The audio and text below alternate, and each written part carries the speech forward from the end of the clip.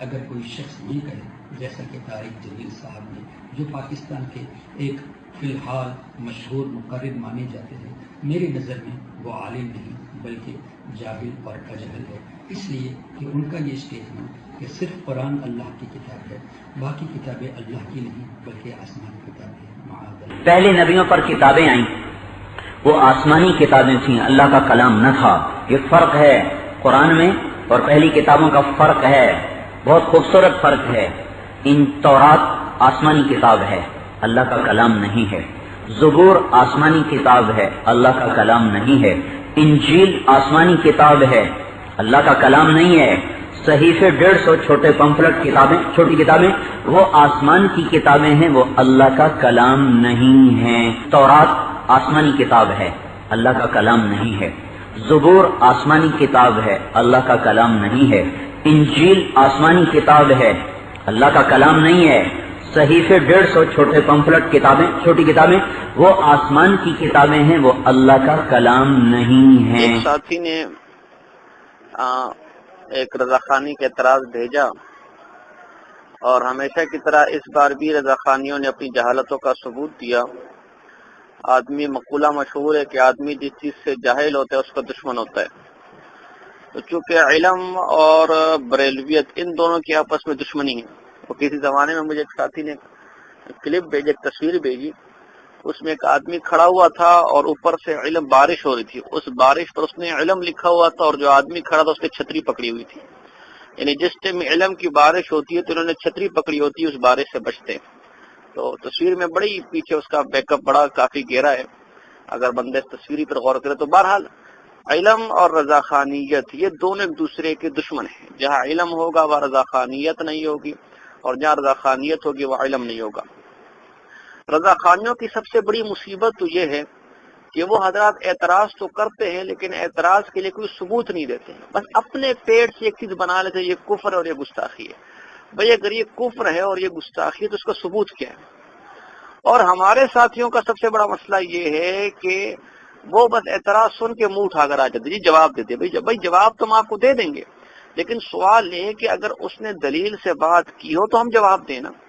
جب بات ہی بنا دلیل ہے تو جواب کس بات کا؟ اس لیے یہ جو ایک اور اعتراض آیا ہے کہ جی مولانا طارق جمیل صاحب نے قرآن مجید کو اللہ کا کلام کا، جبکہ باقی کتابوں کو تورات، زبور، انجیل وغیرہ کو کہا کہ یہ اللہ کا کلام نہیں ہے، یہ آسمانی کتب تو ہیں لیکن اللہ کا کلام نہیں ہے۔ تو اس کو بھی رضاخانیوں نے اپنی عادت بد کے مطابق کفر اور گستاخی کہہ دیا۔ تو پہلا تو میرے سے گزارش یہ ہے کہ اللہ کا کلام قرآن ہے، باقی اللہ کی کتابیں ہیں، اللہ نے ان کو نازل کیا، آسمان سے وہ نازل ہوئی، لیکن تورات، زبور، انجیل کیا اللہ کا کلام ہے؟ اس پر ثبوت دیں۔ پہلا مطالبہ میرا یہ ہے۔ دوسرا مطالبہ میرا یہ ہے کہ جو قرآن کو اللہ کا کلام مانے اور باقی کتب کو اللہ کا کلام نہ مانے، ہاں اللہ کی طرف سے نازل شدہ مانے، آسمان سے آئی ہوئی کتب مانے، منزل کتب مانے، لیکن اللہ کا کلام نہ مانے، تو وہ شخص کافر ہو جاتا ہے۔ اس پر بھی ثبوت دیں۔ جب یہ دو ثبوت آپ دے دیں گے تو پھر انشاءاللہ ہم آگے گفتگو کریں گے۔ رہی بات مولانا طارق جمیل صاحب کی، تو وہ بالکل ٹھیک کہہ رہے ہیں۔ چنانچہ مستد امام احمد کی حدیث ہے کہ القرآن کلام اللہ وقد خرج منہ، کہ جو قرآن ہے وہ اللہ کا کلام ہے اور اس کا ظہور بھی خرج منہ، اس کا ظہور بھی اللہ ہی سے ہوا، جو اس کی شان کے لائق ہے۔ یہی وجہ ہے کہ معتزلہ اور اہل سنت کے درمیان مشہور اختلاف برپا ہو گیا تھا کہ کیا قرآن مخلوق ہے یا غیر مخلوق ہے۔ تو اہل سنت نے یہ کہا کہ چونکہ یہ اللہ کا کلام ہے، لہذا اللہ کا کلام اس کی صفت ہے، لہذا جس طرح وہ قدیم ہے اس کی صفات بھی قدیم ہے، اور مخلوق ہونا یہ تو حادث ہونے کی علامت ہے، اس لیے قرآن یہ مخلوق نہیں ہے بلکہ غیر مخلوق ہے۔ تو اس سے یہ بات معلوم ہوئی کہ اللہ کا کلام صرف اور صرف قرآن ہے، باقی کتب اللہ کا کلام نہیں ہے۔ اس لیے اگر باقی کتب تورات، زبور، انجیل بھی اللہ کا کلام ہوتا تو یہ اختلاف ان کے متعلق بھی ہوتا، لیکن آپ کتب عقائد میں کہیں بھی دیکھ لے یہ اختلاف دیگر کتابوں کے متعلق نہیں ہے بلکہ صرف اور صرف قرآن مجید فرقان حمید کے متعلق ہے۔ دوسری بات یہ کہ علماء اہل سنت کی جتنی بھی کتابوں کو آپ دیکھ لیں یا عرف میں آپ جتنا بھی دیکھ لیں تو وہاں تورات، زبور، انجیل کے لیے کہیں بھی کلام اللہ کے لفظ استعمال نہیں ہوئے، بلکہ کتاب اللہ کے الفاظ استعمال ہوئے، کتاب کے الفاظ استعمال ہوئے، جبکہ قرآن وہ واحد اللہ کی کتاب ہے کہ جس کے لیے کلام اللہ کا لفظ استعمال ہوا، یعنی اللہ کا کلام۔ اس لیے ہمارے نزدیک یہی ہے کہ قرآن یہ اللہ کا کلام ہے، اس کا تکلم خود اللہ نے کیا، اس کا ظہور خود اللہ سے ہوا۔ ہاں باقی کتابوں کا تکلم اللہ نے نہیں کیا، اس کا ظہور ان سے نہیں ہوا، وہ آسمانی کتابیں ہیں، وہ اب کس طرح اس کا ظہور ہوا تو ہو سکتا ہے اللہ نے اپنے کن ارادہ کیا اور کن کا، اور اس کن سے ان کا وجود ہو گیا ہو، لیکن اس پر تکلم نہیں ہے، وہ اللہ کا کلام نہیں، اللہ کی کتابیں ہیں، آسمان سے نازل ہوئی ہیں، وہ اللہ کی کتابیں ہیں، اللہ کا کلام نہیں۔ جو جس پر صفت تکلم کا ظہور جس سے ہوا، جس کتاب سے متعلق ہوا، وہ قرآن مجید اور فرقان حمید میں ہے۔ چنانچہ قرآن میں بھی اللہ کی تمام کتابوں میں سے صرف اور صرف سورہ توبہ آیت نمبر 6 میں قرآن مجید کو اللہ کا کلام کہا گیا، کلام اللہ کہا گیا، اس کے علاوہ کسی کتاب کو، تورات، زبور، انجیل کو اللہ کا کلام نہیں کہا گیا۔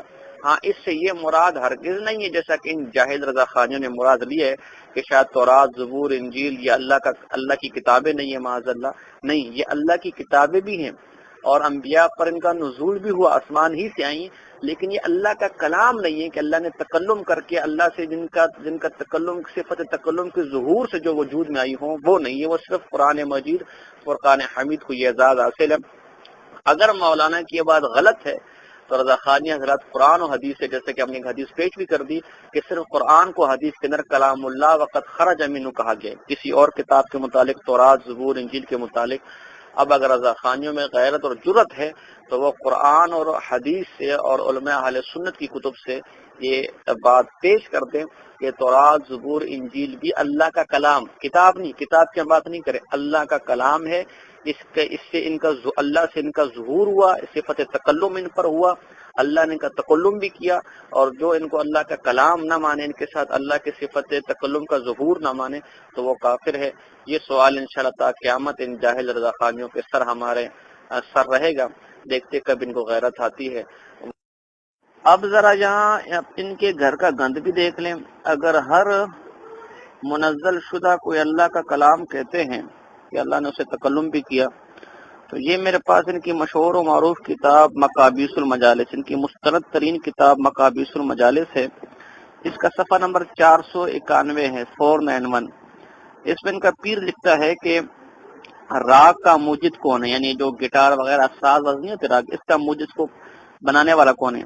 آپ نے اس خیال سے مطلع ہو کر فرمایا کہ اہل ہند کے یہ راگ، یعنی جو ہندو وغیرہ راگ وغیرہ گاتے ہیں، راگ پہاڑی، راگ ٹھمری وغیرہ، یہ جو راگ ہیں جو ہندو بھجن وغیرہ میں گاتے ہیں، کہ راگ منزل نازل شدہ ہیں، یہ راگ تمام رشیوں اور اوتاروں پر جو پیغمبر ہیں، یعنی جتنے ہندو کے رشی اوتار وغیرہ ہیں، گاؤ ماتا اور یہ کالی دیوی اور کالی ماتا اور یہ سارے ڈرامے جو ہیں، حق سبحانہ و تعالیٰ کی طرف نازل ہوئے ہیں۔ چنانچہ وید میں جو ایک نازل شدہ اور آسمانی کتاب ہے، راگ اور رقص کے نزول کا ذکر ہے۔ معاذ اللہ، تم گانے باجے کو، تھمکو کو اللہ کی طرف سے نازل شدہ اس کا کلام کہو، معاذ اللہ، اس کی کتاب کہو، یہ جتنی شیطانی میوزک ہے تم اس کو نازل شدہ کہو۔ کبھی اپنے ان مولویوں کی ان بےغیرتی اور کفریات اور لغویات اور بکواسات پر بھی تم نے ویڈیو بنائی؟ یہ کہ اتنی کھلی منافقت نہیں ہے کہ اگر علماء دیوبند صحیح بات بھی کہ تمہاری پیٹ میں کیڑے اچھلنے لگ جاتے ہیں، اور تمہاری اپنی کتابوں میں اتنے بڑے بڑے کفریات پڑے ہوئے ہیں، لیکن کسی رضا خانی بے ایمان کو یہ جرت نہیں ہوتی کہ ان کفر کو زبان پر لے کر آئے۔